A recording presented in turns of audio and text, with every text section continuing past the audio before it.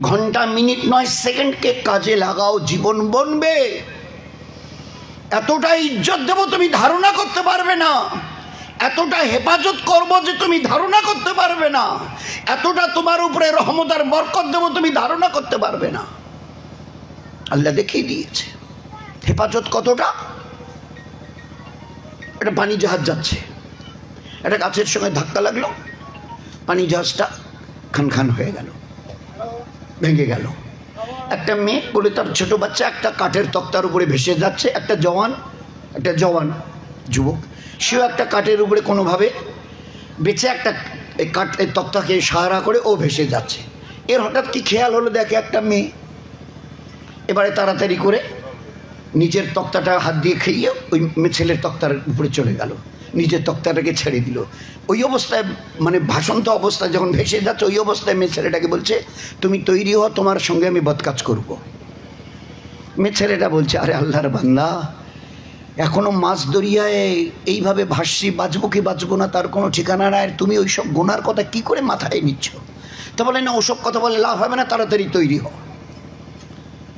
এ খুব বাঁচার চেষ্টা করছে, বাহানা এটা ওটা করছে। ও বলছে যে তুমি সময় নষ্ট করো না তো, তাড়াতাড়ি। যখন আমি ছেলেটা দেখছে যে ওর কিছুতেই মানতে রাজি হচ্ছে না, তো বলছে আচ্ছা ঠিক আছে, বাচ্চাটাকে একটু চুপ করি বলে বাচ্চাটাকে নিজে মা একটু চিমটি কাটে, বাচ্চাটা কাঁদতে থাকে। ফের কিছুক্ষণ পরে যখন বাচ্চাটা ফের চুপ হয়, মা ফের চিমটি কাটে, ফের কাঁদে। এই যে যুবক দেখছে আরে এই তো বাচ্চাটা বড় মারাত্মক দিকদারি করছে, একটু সময় নষ্ট হচ্ছে। ওইবারে বাচ্চাটার হাত ধরে মায়ের কোল থেকে একটা টান দিয়ে দড়িয়ে ছুরি ফেলে দিয়েছে। ছুরি ফেলে দিয়ে মেয়েটাকে বলছে যে বাস আর তো কোনো ঝামেলা নেই, এবারে তুমি তৈরি হও বলে এবারে তার উপরে উঠতে গেছে।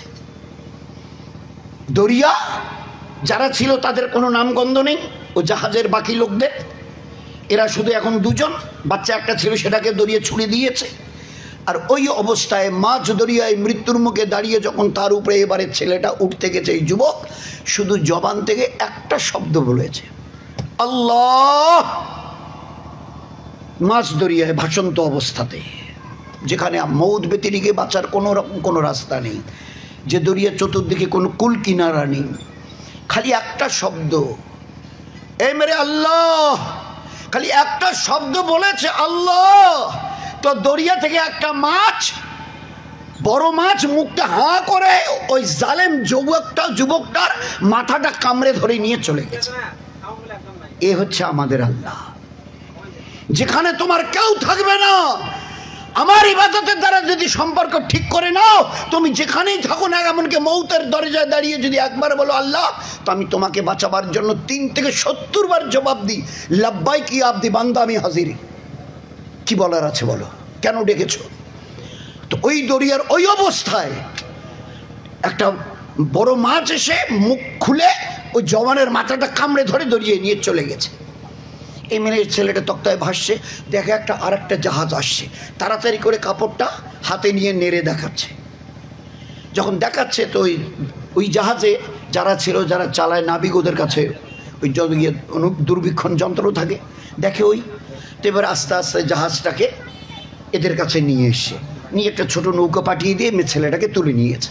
এবারে মেয়ে ছেলেটাকে যখন ওদের নৌকায় তুলে নিয়েছে, এবারে তুলে নিয়ে বলছে যে আপনি ভিতরে যান, গিয়ে বসেন। এবারে ভিতরে যেতে গিয়ে দেখে একজনের কোলে ওর ওই বাচ্চাটা, বলছে এটা আমার বাচ্চা, পাগলের মতো, এটা আমার বাচ্চা। তো জাহাজের লোকজন বলছে এটা ঠিক পাগল মেয়ে ছেলে হবে, পাগলি হবে, মাথা খারাপ, আরে কি কোত্থেকে আমরা এই বাচ্চা পেলাম? আর এই বলছে আমার বাচ্চা। তো বলছে তুমি ওই দিকে, বলে না এটা আমার বাচ্চা। তো সবাই এবারে জিজ্ঞাসা করছে তুমি তোমার বাচ্চা বলছো, কি করে বলছে? তো পুরো কেচ্চা শুনিয়েছে, পুরো কেচ্চা যা ওই ঘটনা ছিল। একটা জওয়ান আমার উপরে এসেছিল, আমাকে এইভাবে করবে, রেপ যেটাকে বলি আমরা, করবে। আমি ওই বাচ্চাটাকে বাহানা করে নিজেকে বাঁচাতে চেয়েছিলাম, কিন্তু শেষ পর্যন্ত ও আমার বাচ্চার ডানার ধরে হাত ধরে টান দিয়ে আমার কোল থেকে ছিনিয়ে দরিয়ায় ফেলে দিয়েছে। এবারে আমার উপরে উঠতে গেছে, আমি আল্লাহকে স্মরণ করেছি, আমার আল্লাহ দরিয়া থেকে একটা মাছ তুলে দিয়ে ওর মাথাটাকে কামড়ে ধরে দরিয়ে নিয়ে গেছে। বলছে এই বোন তোমার বলা শেষ? বলে হ্যাঁ আমার বলা শেষ। বলে তাহলে আমাদেরটা শোনো। আমরা এই জাহাজ নিয়ে আসছিলাম, চলতে জাহাজ চলতে এবারে আসমান থেকে আওয়াজ আসছে, ও জাহাজওয়ালারা, যদি বাঁচতে চাও তো দেখো দরিয়ার মাঝখানে একটা বাচ্চা ভেসে আছে, হয় ওই বাচ্চাটাকে তুলে নাও, নয়তো পুরো জাহাজ আমি গারদ করে দেবো। আসমান থেকে আওয়াজ আসে, আসমান থেকে, তো কোনো লোকের তরফ থেকে নেই, আসমান মানে আল্লাহর তরফ থেকে। যদি বাঁচতে চাও ওই দেখো দরিয়া একটা বাচ্চা ভেসে আছে, ওকে তুলে নাও, নয়তো পুরো জাহাজ গারদ হয়ে যাবে। আমরা ওই আওয়াজের পরে তাড়াতাড়ি করে ওই বাচ্চাটাকে দেখে ওর দিকে নৌকাটা নিয়ে যাচ্ছিলাম, জাহাজের পরে ছোট নৌকা। এবারে তাকিয়ে দেখি এই বাচ্চাটা একটা বিশাল বড় মাছের পিঠে বসে, অল্প একটু পানি, ছুঁই ছুঁই পানি, ওতে এইভাবে হাত দিয়ে বসে আছে, থুপ থুপ করে খেলা করছে। একটা মাছের পিঠে বসে, মাছের পিঠে বসে। তাজ্জুব হবেন না, হজরত মৌলানা সৈয়দ আহমদ খান সাহেব রহমতুল্লাহ অনেক এই মজমার অনেক সাথী দেখেছেন। ওই মুফতি সাহেব একটা কাচ্চা শোনা ছিল না, ওনার জামাতেই একই কিচ্ছা হয়েছে। উনি জামাত নিয়ে আরবে যাচ্ছিলেন, তো সাথীরা ফজরের নামাজের সময় উঠেছে, একজন সাথী উঠে ফজরের নামাজ পড়বে পানি জাহাজে, বোম্বাইতে চেপেছে, জেদ্দায় গিয়ে নামবে। 6-7 দিন পানি জাহাজে যেতে হতো, তখন তো আর হওয়াই যাচ্ছিল না। হজরত মৌলানা সৈয়দ আহমদ খান সাহেব রহমতুল্লাহ আলাইহ, যিনি মদিনা মনোয়ারার আমির ছিলেন, দিল্লি মার্কাজে বোধহয় 100 বারেরও বেশি এসছে। হজরতজি যখনই একটু ডাকতেন চলে আসতেন মাসরায়। এটা ওনার জামাতের কিচ্ছা, যে ফজরের নামাজের জন্য আজান দেওয়া হয়েছে, সাথীরা যে যেখানে ছিল পানি জাহাজে, 2-3 তলা পানি জাহাজ, এবারে তাড়াতাড়ি করে উঠে নামাজের জন্য ইস্তেঞ্জা ওযু করা সেরে আসছে। এবারে সবাই লক্ষ্য করে যে সবাই আছে, গুনে দেখে একজন সাথী নেই। আর খুঁজে বোধহয় বাথরুমে হবে, এইদিকে সেদিকে হবে, উপতলায় হয়তো হবে, খুঁজে দেখে নাই নাই নাই নাই নাই। এইদিকে দেখে যে নামাজের আর সময় আর অপেক্ষা করা যায় না, এই নামাজ পড়ে নিই, তাহলে আচ্ছা তাড়াতাড়ি গিয়ে নামাজটা আমাদেরকে পড়ে নিই, তারপরে ফের তালাশ করা যাবে। নামাজ পড়া হলো, খোঁজা হচ্ছে, বাস নাই নাই নাই নাই। বাকি 2-3 দিনে এবারে জাহাজ গিয়ে জেদ্দার ঘাটে নামলো।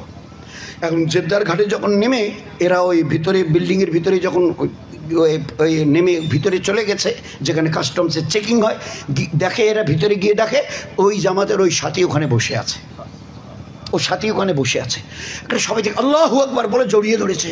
সৈয়দ আহমদ খান সাহেব রহমতুল্লাহ কাছে গিয়ে জিজ্ঞাসা করেছে, ভাই কী ব্যাপারটা? ফজরের নামাজে আজান হলো, সবাই উজু করে চলে এলো, তারপরে আপনাকে খোঁজা খোঁজা খোঁজা খোঁজা নেই নেই নেই, আপনি গায়েব হয়ে গেলেন, তো কী হয়েছে ব্যাপারটা বলুন। তো বলে, হজরত আমি ওই ইস্তেঞ্জা করবো, উজু করবো, আজানের শব্দ শুনে উঠে হাঁটা দিয়েছে, কিন্তু ওই চোখে একটা ঘুমের ধান্দা ছিল, খেয়ালই করিনি। ভিতর দিয়ে না হেঁটে আমি কিনার দিয়ে হাঁটতে গিয়ে দরিয়ায় পড়ে গেছি। দরিয়ায়, যে দরিয়ায় 7-8 দিন লাগে, এই বোম্বাই থেকে জেদ্দায় যেতে যে দরিয়া পার হতে 7-8 দিন লাগে, আমি পড়ে গেছি। আর জাহাজ তো পানি জাহাজ, স্টিম মানে ইঞ্জিনের জোরে চলছিল, তার মধ্যে শব্দ। আমি একটু বলার চেষ্টা করছিলাম, কিন্তু ওর শব্দে আপনার কানে আওয়াজই যায়নি। তো পানি জাহাজটা জোরে চলে যাচ্ছিল, আর আমি ওইদিকে ডুবে যাচ্ছিলাম। এই কিছুটা ডুবে গেছি, তারপরে দেখি পিছন দিক থেকে, নিচ দিক থেকে কে যেন আমাকে আস্তে করে তুলে ধরছে। একেবারে অনেকটা পানি একেবারে উপরের মতো ছুঁই হয়ে গেছে, এই একটু পানি বলাও যায় আছে নেই এইরকম। তো আমি এবারে হুশ হলো, আমি তো উজু করার জন্য উঠছিলাম, তো এবারে উজু করবো বলে যখন নিয়ত করেছি, তো দেখি ওই পিঠটা একটু নামিয়ে দিল, নিচু হলো। তো আমি তাড়াতাড়ি উজু করে নিলাম, পিঠটা উপরে উঠলো, দেখলাম একদম শুকনো একটা ফুটবল খেলার মাঠের মতো। আমি নামাজ পড়ে নিলাম। ওই দিন থেকে এই 3 দিনে হযরত আমার 1 ওয়াক্তের নামাজ কাজা হয়নি। যখনই নামাজের টাইম হতো, তখনই ওই কিচের উপরে বসেছিলাম, পরে বুঝলাম এটা একটা মাছ। ওটা একটা মাছ ছিল বিশাল আকারের, ওর পিঠের উপরে আল্লাহ আমাকে সওয়ার করে রেখেছিলেন। যখনই নামাজের টাইম হতো, মন করতাম, এই আল্লাহ কী হবে। ওই এবার একটু নিচে যেত, এই 4-6 আঙ্গুল, আমি ওই পানি দিয়ে উজু করতাম। যখনই আমার উজু হতো, তখন ওই পিঠটা উঁচু করে দিত, একটা বিশাল সে এক পিঠ। আমি ইতমিনানের সঙ্গে নামাজ পড়েছি। এই 2.5-3 দিনের মধ্যে আমার পেশাব পায়খানার কোনো তাকাজা লাগেনি, আর 1 ওয়াক্তের নামাজ আল্লাহ আমার কাজাও করায়নি। তো আল্লাহ আমাকে চিনতে চেষ্টা করো, আল্লাহু খায়রুন হাফেজ, আমার চাইতে বড় হেফাজত করেনেওয়ালা তোমার জন্য কি আছে। ও মেয়ে ছেলেটা ডুবে যাচ্ছিল, ওকেও বাঁচিয়েছে, ওর বাচ্চাকে দরিয়ায় ফেলে দিয়েছিল, ও জাল্লাত, তার বাচ্চাকেও আমি ওইভাবে আল্লাহ পাক আমি হেফাজত করে। সৈয়দ আহমদ খান সাহেব রহমতুল্লাহর সাথে ডুবে যাচ্ছিল, আমি আল্লাহ তাকে হেফাজত করে জেদ্দার কিনারে পৌঁছেছি। এই 2.5-3 দিনের মধ্যে তার 1 ওয়াক্তের নামাজ কাজাও হয়নি, আর 1 ওয়াক্তের তার পেশাবার পায়খানার তাকাজাও লাগেনি। আমি ওই আল্লাহ। তো ওই আল্লাহকে আপন করবার জন্য জনাবে রাসূলুল্লাহ সাল্লাল্লাহু আলাইহি ওয়াসাল্লামকে দিয়ে আল্লাহ আমাদের সামনে একটা মেহনত পেশ করেছিলেন। মানুষকে মানুষ বানাবার জন্যে, আল্লাহর পরিচয় সহিভাবে করানোর জন্যে। দিনের ভিতরে আল্লাহ পাক কি রেখে দিয়েছেন, কি হিরে আছে এতে, যা আমার কাছে থাকলে আমার দুনিয়ার জীবন ধন্য হবে, আখেরাতের জীবন ধন্য হবে। সেই দিনটাকে আল্লাহ পাক জনাবে রাসূলুল্লাহ সাল্লাল্লাহু আলাইহি ওয়াসাল্লামকে দিয়ে আমাদের কাছে আল্লাহ পাক পৌঁছে দিয়েছিলেন। এই দিন নাও, এই দুনিয়ার সবচাইতে বড় নেয়ামত, এর রহমত দিয়ে ভরা, বরকত দিয়ে, ইজ্জত দিয়ে, হেফাজত দিয়ে আমি আল্লাহ ভরিয়ে দিয়েছি। হযরত আবু হুরায়রা রাদিয়াল্লাহু তাআলা কে ছিল সবচাইতে বড়, तमाम দুনিয়ার উম্মতের মধ্যে তাকে বড় মুহাদ্দিস বলা হয়, হাদিস বিশারদ, হাদিস বিশারদ। সবচাইতে হুজুর আকরাম সাল্লাল্লাহু আলাইহি সাল্লামের সবচাইতে বেশি হাদিস তিনি নকল করেছেন, পেশ করেছেন। জীবনের বহু আজীব আজীব কেচ্ছা তার, আজীব তার কেচ্ছা জীবনের। তো আল্লাহ পাক অত বড় উঁচুতে তাকে তুলেছে যে আমরা চিন্তা করতে পারবো না। আবু হুরায়রা রাদিয়াল্লাহু তাআলা আনহু কে ইনি, পরিচয় বলি এটার জন্য গোলাম, পূর্ব পরিচয়, অতীতের পরিচয় বলে এটা বুসরান বিনতে গজরা নামের একটা ধনী মেয়ে, তারই এ গোলামি করত। উনি নিজে বলতেন আমি তো তার কাপড় কাচা, রান্না, ঝাড়ু দেওয়া এইসব করতাম। এই কাজে যদি একটু কম বেশি হতো না, আমার মা বাপের নাম করে গালি দিত, সামনে যা পেত লাঠি জুতো তাই দিয়ে আমাকে মারতো, কিন্তু আমি কেনা গোলাম ছিলাম, কিছু বলতে পারতাম না। কিন্তু নবীর খবর পেয়ে তার কাছে এসে ঈমান কবুল করে যখনই এর কাছ থেকে একটু ছুটি পাই নবীজির কাছে দৌড়ে আসি, আর নবীজিকে বলি আল্লাহ রসুল আমার জন্য আমার খুব দিল চাই আপনার সঙ্গে সব সময় থাকি, দিনের সব সময় 24 ঘন্টা আপনার সাথে থেকে মেহনত করি, কিন্তু আমি একজন মেয়ে ছেলের গোলাম, কি করব? যতক্ষণ সে ছাড়ে না ততক্ষণ পর্যন্ত তার কাছ থেকে আমি নড়তে পারিনি। একটু যদি কম বেশি হয় তো জুতো দিয়ে আমাকে মারে, আমার মা বাপ তুলে গালি দেয়। এই করতে করতে হুজুর সাল্লাল্লাহু আলাইহি ওয়াসাল্লাম একদিন দোয়া করলেন, আল্লাহ পাক হযরত আবু বকর রাদিয়াল্লাহু তাআলা আনহুকে জরিয়া করে ওই তার মালিকের কাছ থেকে কিনে নিয়ে আল্লাহ তাকে আজাদ করে দিলেন। তো এবারে তবুও তো আগে একটা যা হোক একটা কাজ ছিল গোলামি, ওটাও তো গেল, ওখানে যা পয়সা করি পেতো তা দিয়ে তার চলতে, এখন তো ওটাও তো চলে গেল। খাবে কি? হুজুর সাল্লাল্লাহু পিছনে নামাজ পড়ার জন্য আজান শুনে দৌড়ে যেত, কিন্তু দৌড়াতে গিয়ে বা তাড়াতাড়ি করে হেঁটে যেতে গিয়ে বেহুশ, আবু হুরায়রা তুমি আর তো দেরি করে কেন আসো, শেষে কেন এসে পৌঁছাও? খুব একদম চোখ ছলছল হতো পানি। আল্লাহ রসুল আমি ঘর থেকে বেরিয়ে তাড়াতাড়ি আসবো বলে হাঁটা দিই, কিন্তু মাঝপথে এসে আর আসতে পারি না, মাথা চক্কর দিয়ে পড়ে যাই। লোক মনে করতো আমি মির্গি রুগী, আর মির্গি রুগীর ওই জামানায় নাকি ওই রকমই চিকিৎসা হতো। যারা পথচারী জুতো পায়ে দিয়ে যেতেন তারা ওই জুতো পা রাখা অবস্থায় গর্দানের উপর একটা করে পাক দিয়ে চলে যেতেন, যেহেতু মির্গি রুগী তো এটার চিকিৎসা হচ্ছে জুতো সমেত ওর পা এখানে গর্দানে পা দিয়ে একটা করে রগড়া দিয়ে চলে যাও। তো আমাকে মির্গি রুগী মনে করে জুতো সমেত আমার গর্দানে এটা রগড়া দিয়ে চলে যেত। ইয়া রাসূলুল্লাহ আসলে আমি মির্গি রুগী ছিলাম না, কয়েক দিন না খেয়ে থাকার কারণে আমার মাথার চক্কর দিত, বেহুশ হয়ে পড়ে যেতাম কয়েকদিন না খেয়ে থাকার কারণে। এইভাবে 2-4-5 বার যখন গুজরে গেল, হুজুর সাল্লাল্লাহু আলাইহি ওয়াসাল্লামকে এইভাবে নিজের অবস্থা পেশ করলেন। দয়ার নবী সাল্লাল্লাহু আলাইহি ওয়াসাল্লাম তাকে একটা থলেতে গোটা কয়েক খেজুর হাতে ধরিয়ে দিল, আবু হুরায়রা এটা সাথে রাখো, যখনই প্রয়োজন পড়বে এর থেকে বের করে খাবে, তোমার কাছে যদি লোকজন আসে তাদেরকেও খাওয়াবে, গুনে দেখতেও যাবে না আর গুনতেও যাবে না কটা খেজুর আছে দেখি, কাছে রেখে দিও, নিজের কাছে রেখে দিও, যখনই মন চাইবে খাবে, লোক এলে তাদেরকেও খাওয়াবে।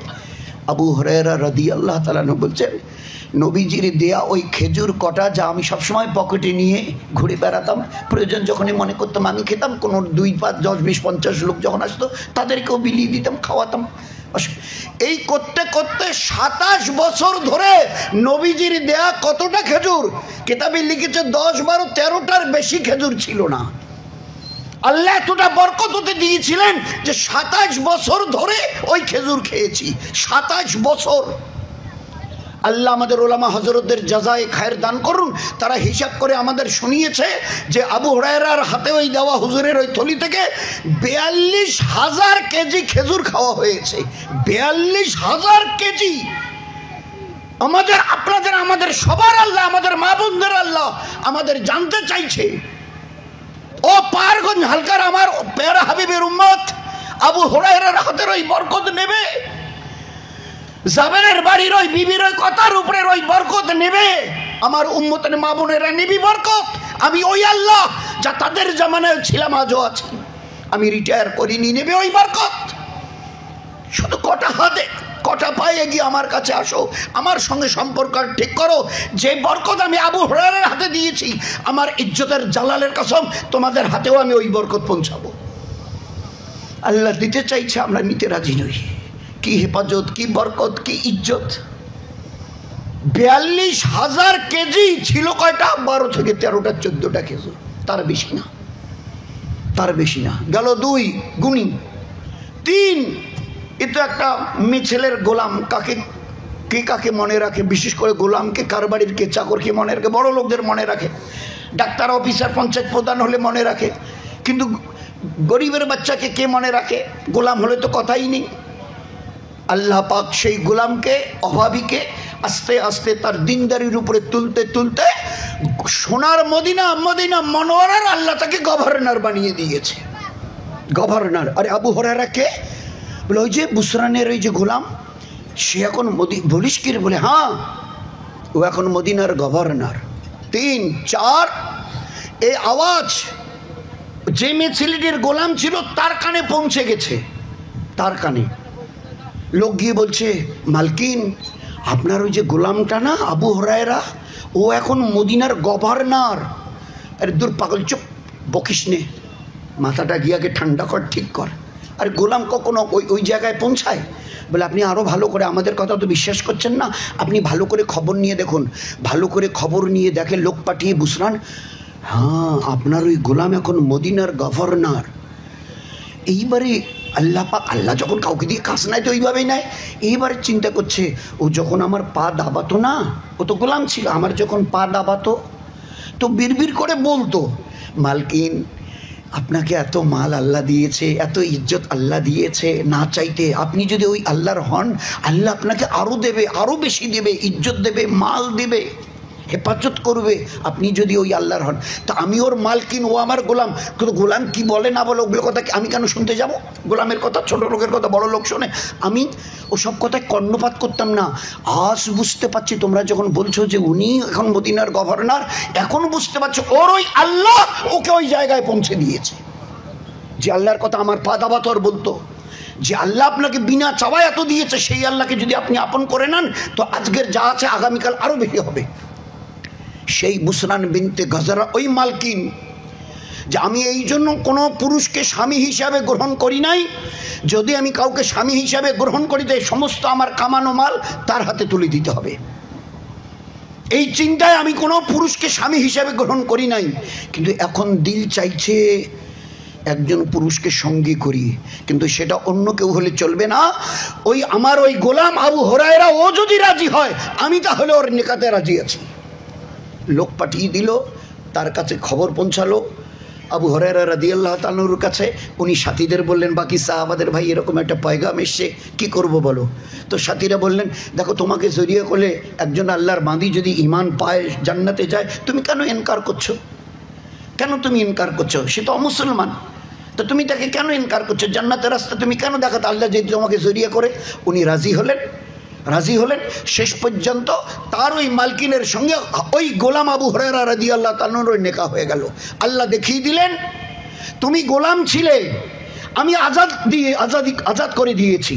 তুমি ভুকা থাকতে আমি তোমার হাতে বরকত দিয়ে তোমার দস্তরখানকে লম্বা করে দিয়েছি। তুমি অপরিচিত ছিলে মানুষের কাছে, আমি তোমাকে গভর্নর মদিনার বানিয়ে লোকের কানে কানে তোমার আওয়াজকে পৌঁছে দিয়েছি। তুমি যে মেয়ে ছেলের পা দাবাতে, আমি আল্লাহ তোমাকে ওই মেয়েকে তোমার নিকাতে দিয়ে, তাকে দিয়ে তোমার পা আমি আল্লাহ দাবিয়ে নিয়েছি। আল্লাহ আমাদের এবারে বলছে, নেবি তোমরাও? নেবে ওই মর্যাদা, নেবে ওই ইজ্জত, নেবে ওই রুজির বরকত, নেবে? একটু আমার কাছে আসবে, আয় আয় ফাফিরু ইলাল্লাহ, কোথায় যাচ্ছিস? আয় আয় আমার দিকে, কার কি হাজত বল না আমাকে। আল্লাহ ডাকছে, আর এত পেয়ারি ডাক যে চিন্তা করতে পারবো না। ফাফিরু ইলাল্লাহ, আয় আয় আয়। আনতুমুল ফুকারা, কার কাছে যাচ্ছিস? সবাই ফকির, আনতুমুল ফুকারা। যাদের দেখছিস বড় লোক, তার চাইতে কোটিপতি, অর্ব খর্ব, সব ফকির। নাহানু আগ্নি, আমি একাধনী। তোমাদের কার কি হাজত আছে, দিনের দ্বারা আমার সঙ্গে সম্পর্ক ঠিক করো। রাজিতুল্লাহ কুমুল ইসলামা দিনা, যার কাছে পুরুষ মেয়ে ছেলে ধনী গরিব যার কাছে দিন থাকবে আমি আল্লাহ তার কাছে আছি। দিন আছে আমি আছি, দিন নেই তার সঙ্গে আমার কোনো সম্পর্ক নেই, সে যেই হোক আর যাই হোক। তো আল্লাহ দেখিয়ে দিয়েছে এই দিনের রাস্তা দিয়ে আমাকে আপন করবে, আসবি আমার কাছে। কি চাইবি বল না, কি চাইবি? উনি আসতে জেবলাকুম, তুমি চাও হাত উঠাও আমি দেব, হাত উঠাও আমি দেব। আরে হাত যদি না উঠাও, শুধু যদি দিলে দিলে যদি চাও, মনে মনেও যদি চাও, আমি আল্লাহ তোমার হাজতকে পূরণ, নাও যদি বলো তাও আমি পূরণ করে দেব। ও আল্লাহ তো আল্লাহ, ও আল্লাহ তো আল্লাহ। সাদ বিন আবি ওয়াক্কাস রাদিয়াল্লাহু তাআলা আনহু গুরবতের ওই হালাত, সফর আল্লাহ আমার দিনের জন্য করেছে। সফর থেকে ফিরে এসে মসজিদে নববীকে জনাবে রসুল কারগুজারি শুনিয়েছে। আল্লাহ রসুল বাড়ি যাই, সফরের কারগুজারি তো শোনালাম, আপনি কিছু ওয়াফসি কথা শোনালেন, বাড়ি যাই। হ্যাঁ যাও, সাথ যাও। তো বাড়ি যাচ্ছিল, বাড়ি যাচ্ছে, ওকে জিজ্ঞাসা করো তো ওর এই বাড়ি, মসজিদ আর বাড়ি কত, 2-3 কিলোমিটার কাছেই তো বাড়ি। তো ওইটুক যে ওর মধ্যে পেশাবের তাগাজা কে এনে দিয়েছে বলো না, উত্তর দেবে। আছে তোমার দিল দেমাগে কিছু, খুপড়িতে কিছু আছে বলো না, কে ওর মধ্যে পেশাবের তাগাজা এনেছিল? আমি এনেছিলাম, মনে হয় পেশাব করলে একটু ভালো হতো, তো করেই যাই। তো পেশাব যখন করতে বসছে তো করবে, পেশাব পাক হবে ইস্তেঞ্জার থেকে। তো ইঁদুরটা কি উঠে গেছিল, এই ইঁদুর গর্তে কি আছে নিয়ে আয় বলেছিল। আমার কাছে হাত তুলে ওই ইস্তেঞ্জার আগে, এ আল্লাহ বাড়ি তো যাচ্ছি খালি হাত, অনেকটা দিন সফরে ছিলাম, বাচ্চা কাচ্চা বিবি এদের যে কী অবস্থা হয়েছে তুমি ভালো জানি, আল্লাহ কিছু একটা ইন্তজাম তো অল্প অল্প হলেও বলেছিল। ঠান্ডা মাথায় চিন্তা করে উত্তর দাও না, ও বলেছিল একটা কথা বলেছিল, পেশাবের বাহানা করে ওকে বসিয়ে ইঁদুরটাকে বলেছে এবার তুমি শুরু করো তোমার কেচ্ছা। এক এক করে 17টা সোনার মোহর গর্তের থেকে তুলে গর্তের উপরে রাখেনি। সাদ বিন আবি ওয়াক্কাস রাদিয়াল্লাহু তাআলা আনহু ফিরে গিয়ে হুজুরকে পুরো কেচ্ছা শুনিয়েছে, একটা করে সোনার মোহর বার করে নিয়ে আসে, আর আমি যেখানে পেশাব করছিলাম তার কাছে এনে দিয়ে ফের চলে যায়। ফের 2 নম্বর 3 নম্বর 15 16 17টা। তারপরে দেখি শেষে গিয়ে একটা থলে মুখে করে কামড়ে ধরে বেরিয়ে এলো। আমি ওই অবস্থায় বসে তামাশা দেখতেছিলাম, মজা ওই ইঁদুরটা। এবারে শেষে এসে একটা থলে মুখে করে এনে উপরের পা দুটোকে এইভাবে করে নিচের পা দুটোতে ভর করে মুখে থলেটা নিয়ে আমাকে এইভাবে দেখালো, যা ছিল সব দিয়েছি। আমি ওই আল্লাহ ইয়ারযুকুম মিন হাইসু লা ইয়াতাসিব, আমার দিনকে দিলে জায়গা দেবে, আমি তোমার রুজি কাজ কারবারে এতটা বরকত দেব, এমন ভাবে খাজানার দরজা খুলব তোমরা ধারণা করতে পারবে না। আমার আল্লাহ এইভাবে রুজি দেয়, এইভাবে মাল দেয়, আমার আল্লাহ এইভাবে ইজ্জত দেয়।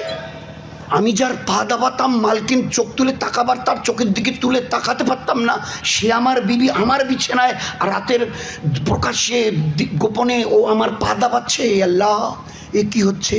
বলে হ্যাঁ, যে আমার হয় আমি তার হই, আর আমার যে হয় আমি তার জন্য গোটা মখলুককে তার গোলাম বানিয়ে দিই। মাল্লাহুল মাওলা ফালাহুল কুল, তুমি আমার হও, গোটা দুনিয়া আমার ইজ্জতের কসম তোমার গোলাম হয়ে থাকবে। শুধু একটা ভুলের জন্যে আজ রং বেরঙের কথা শুনতে হচ্ছে। একটা খালি ছোট্ট ভুল, এই উম্মতের পুরুষ আমরা, আর এই উম্মতি আমাদের মা বোনেরা, আমাদের সবার খালি একটা ভুলের জন্যে আজ আমাদের এই অবস্থা। শুধু পিঠের চামড়াটা এখনো বাকি আছে, দাগ পড়ে নাই, কালশিরা দাগ পড়ে নাই, নয়তো বাকি আর কিছু নেই আমাদের। একটা ভুল কি, আল্লাহর গোলামি আমাদের পছন্দ হয়নি। যিনি আমার একমাত্র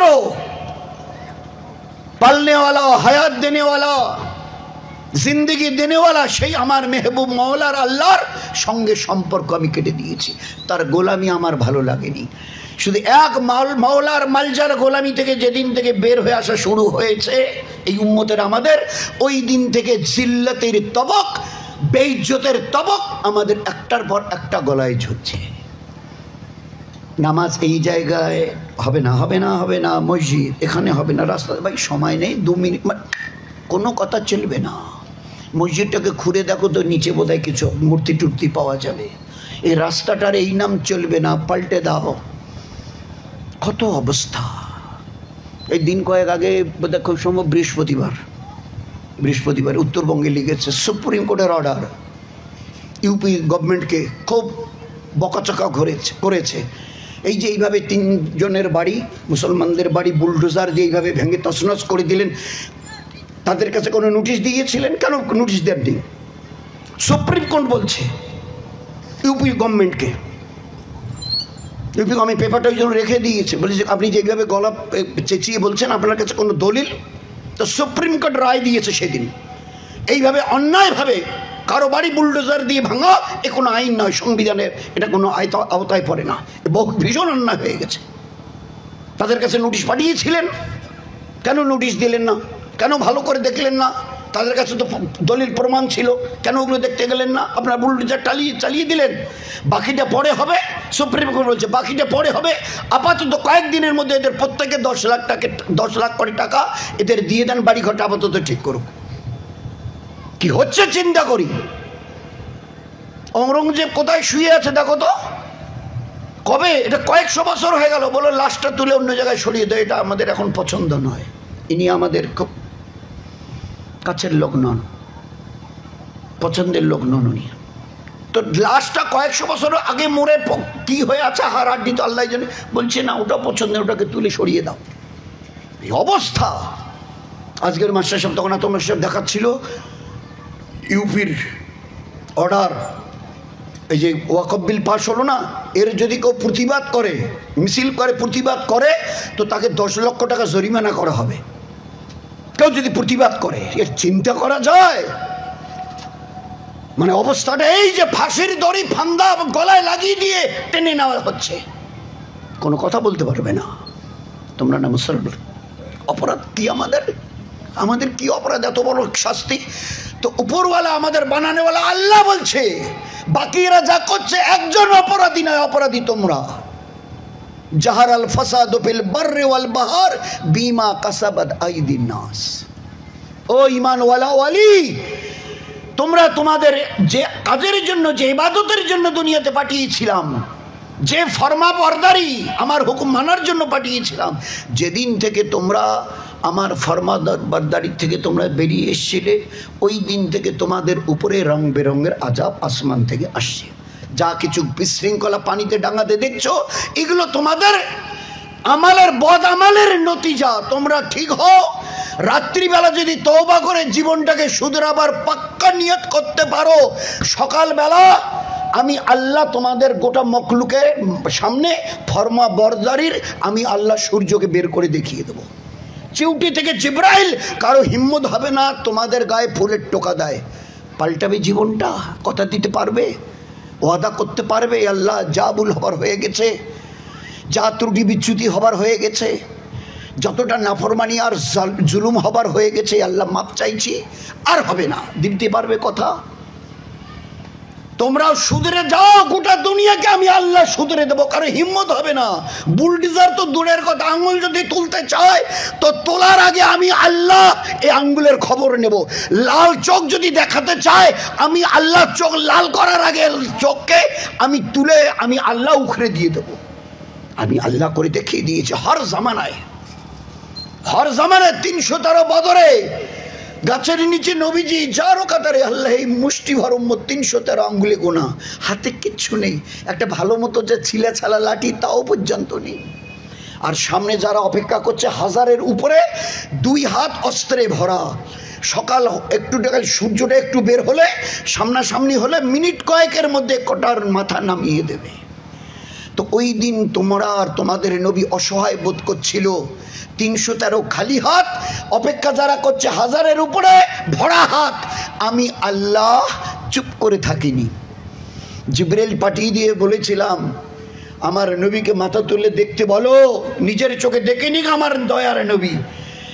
জিবরাইল এসে সালাম দিয়ে বলছে আল্লাহ রসুল বাস বাস, আপনি আর এক ফোঁটাও চোখের পানি তাকিয়ে দেখেন ওই পাহাড়ের দিকে। জনাবে রাসূলুল্লাহ সাল্লাল্লাহু আলাইহি ওয়াসাল্লাম পাহাড়ের দিকে তাকিয়ে দেখে 5000 ফেরেশতা যুদ্ধের পোশাক পরে, সৈনিকরা যেভাবে যুদ্ধের ফেরেশতাদের আল্লাহ যুদ্ধের পোশাক পরিয়ে পাহাড় থেকে গটগট করে নিচে নামিয়ে দিচ্ছে। আর এই 5000 ফেরেশতা সৈনিকের পোশাক পরে সাহাবাদের সাথে এসে মিলে গিয়ে দুশমনের মোকাবেলা করছে। চাও ওই মদত, চাও ওই হারিয়ে যাওয়া ইজ্জত, চাও ওই তোমাদের ক্ষেত খেলা চাষ চাকরি দোকানে বরকত, একটু আমার হবে। মাল্লাহুল মৌলা, এক আল্লাহর হক, ফালাহুল কুল, সমগ্র মখলুক তোমাদের পায়ের নিচে করে দেব। আজ তো সামান্য একটা টিকটিকি তোমাদের মাথায় চড়ে নাচতে চাইছে, একমাত্র তোমাদের বদামলের কারণে।